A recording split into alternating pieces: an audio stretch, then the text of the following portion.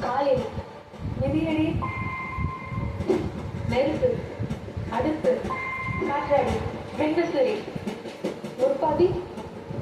விசிறி, நேரம், கடிகாரம், சமையல்,